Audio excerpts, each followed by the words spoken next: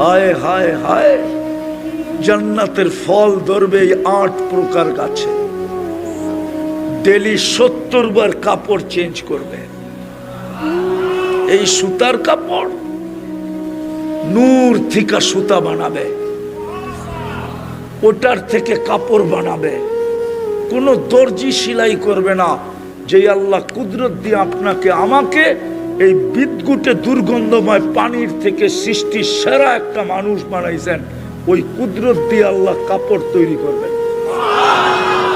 মা বোনরা ডেলি 70 বার লেহেঙ্গা চেঞ্জ করবে।